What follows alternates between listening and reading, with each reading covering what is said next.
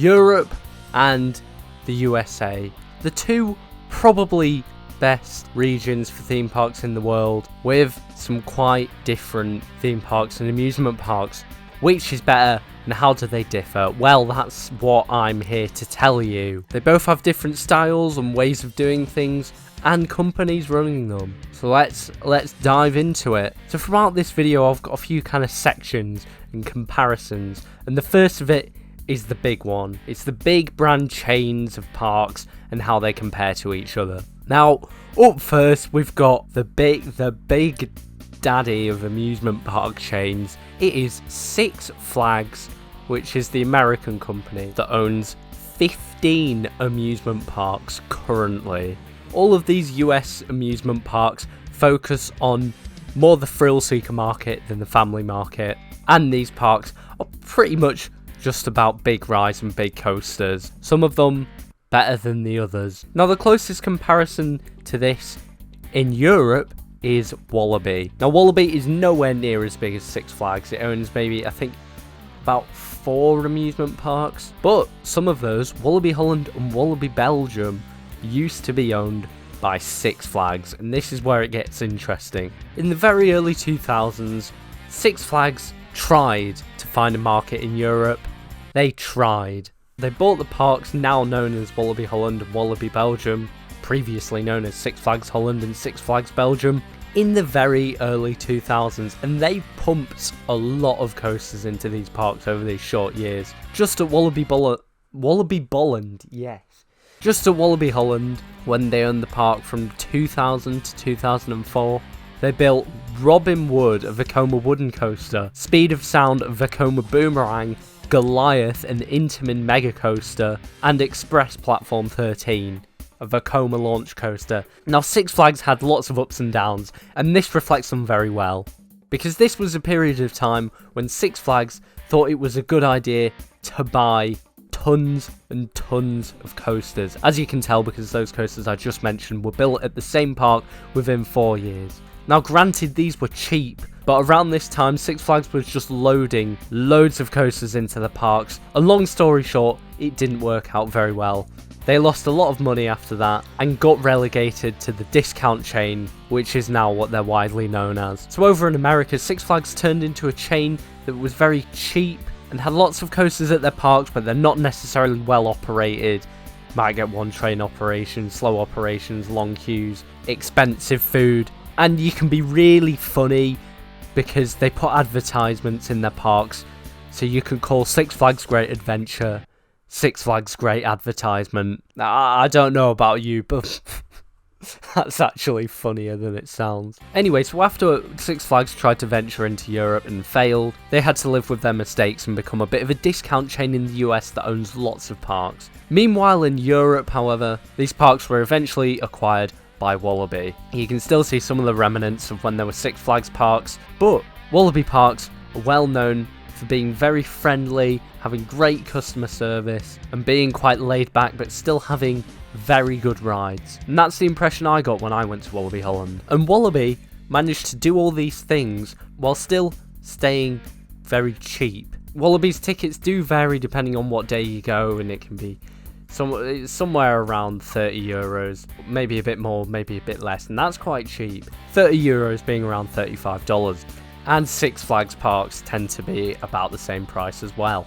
What Six Flags does tend to do better though sometimes is that its parks are much bigger and they might have a lot more attractions and roller coasters to offer. Anyway, I've talked about Six Flags and Walibi for long enough, and now I'm going to go on to the other two more comparable amusement park chains, and that is Cedar Fair versus Merlin. Now, this isn't quite as much of a direct matchup as the previous one, because they are a lot more different than the other two are to each other. But the main thing you could say these two have in common is that they are more for the family market. And out of the two chains, they are the ones that are probably going to go a bit further with theming, although not that far. Now, over in America, Cedar Fair is basically a better version of Six Flags.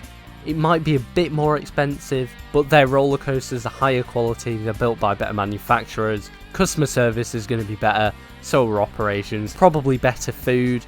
I'm not going to go too much into depth with any more of these because I've never been to a Cedar Fair park, but they're essentially Six Flags but a lot better. And Merlin in Europe are quite a bit different to Cedar Fair. They may be family, but they do focus a bit more on theming. If you go to a Merlin park, most of the rides are going to be well themed. They're not going to be the most well themed coasters on the planet, but generally the quality is there.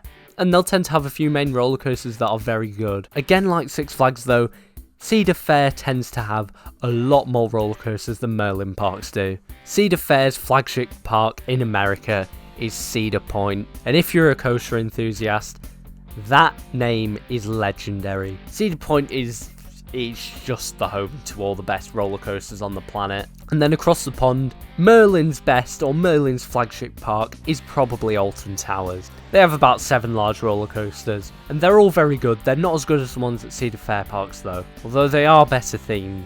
Some of Cedar Fair's other top parks are Kings Island, Kings Dominion, and Carowinds. Some of Merlin's other top parks are Thorpe Park, Gardaland, Hyder Park, but Merlin also owns some other types of theme parks like the Legoland parks, Chessington, and other parks geared towards a lower age demographic. You can also make a very easy direct comparison between the Disney parks in the US and in Europe. I'm not going to go into this much because America has the better Disney parks.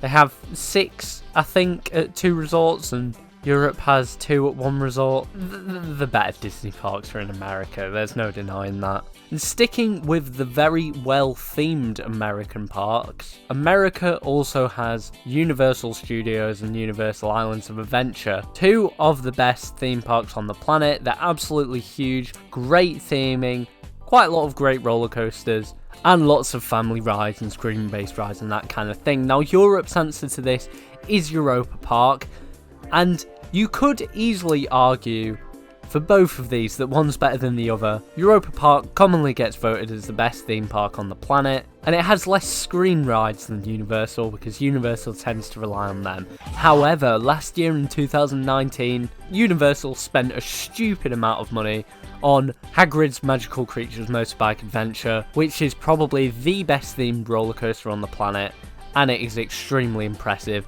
And next year, they're getting Velocicoaster, terrible name, amazing roller coaster, double launch roller coaster by Intamin with a very good layout and I'm sure very good theming to follow. Moving on from direct comparisons between chains, I'm just going to talk about first general amusement parks and second general theme parks in the 2, well, I'm not continents because the US is a country. Anyway, there aren't a right lot of amusement parks in the US that aren't owned by Cedar Fair and Six Flags. The ones that are quite often pay-per-ride ones or much smaller ones or seaside parks. You got places like Knoebels, and that's the only one I can really think off my head.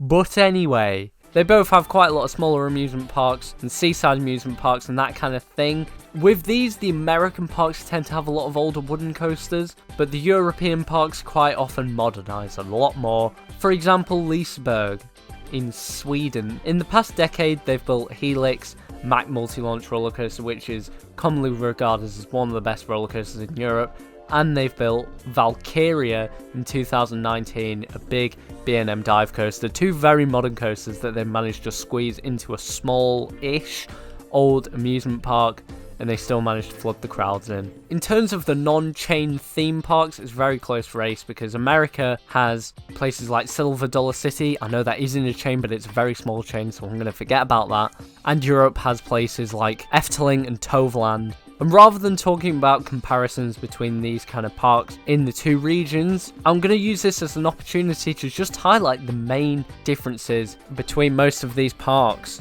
Because in America, both theme parks and amusement parks tend to be quite a lot bigger and have quite a lot more rides than Europe. For example, some of the parks in Europe that people regard as the best don't have that many huge roller coasters. Probably the best park for roller coasters in Europe is Energylandia, and they are rapidly expanding, but at the moment they only really have 4 or 5 big roller coasters, and in America some of the parks get over 12. Having said that though, I've mentioned this before, but the European parks do manage to fill that gap with theming and that kind of stuff. And the reason for this might be because Europe is made up of lots of countries and the US is one big single country, so people are less likely to go across the borders to parks where they might have to speak different languages and that kind of stuff. Now, I realise this video is probably getting very long, so I'm just going to brush over these last things really quickly. There is a bit of a difference in manufacturers. America, as I said before, has a lot of older wooden coasters made by CCI,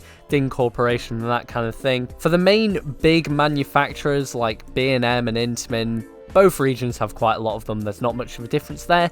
The US does have a lot more coasters by RMC though, because that's where they started. That does seem to be changing a bit, but there are still a lot more being built in the US than anywhere else. One thing that Europe definitely does better than America, with a couple of exceptions, is lockers. I mean, I don't know about you, but I don't want to go to a theme park and have to worry about putting my stuff in a locker and paying for that locker. I don't want to pay money. Who do you think I am? So Europe does it better because they have better baggage systems, bins on the ride platforms, places you can hand it in, etc. And the last thing I'm going to talk about is season passes for big brands, because this is probably where America is better. You can get a pass for all the Cedar Fair parks, you can get a pass for all the Six Flags parks. Europe can't really offer anything like that because they don't have the big chains. So if you are in America and you're a coaster enthusiast, it is amazing that you can pay however much money you want for a different tier of membership and get access to all of the Six Flags parks or all of the Cedar Fair parks. It's something that I am very envious of. And although in Europe we have the Merlin pass, it really doesn't compare. I mean, if you live in the UK, it is quite useful. We've got Alton Towers, Thorpe Park, Chessington, but that doesn't compare to being able to go to Cedar Fair, Knott's Berry Farm, Kings Island, King's Dominion, all with the same pass. If you buy Blackpool Pleasure Beach, if you buy a Blackpool Pleasure Beach pass, you do get access for a day at a few parks in Europe, like Liseberg, but that's one day, and it just doesn't compare. So that is where America beats Europe. Overall, though, I think it's a matter of preference which is better. What's your opinion? Leave it in the comments. Thanks for taking the time to listen to me rambling on about a bunch of theme parks in different places, even though I haven't been to the vast majority of them. Thank you for watching, and that's the end. Go watch more of my stuff. Bye.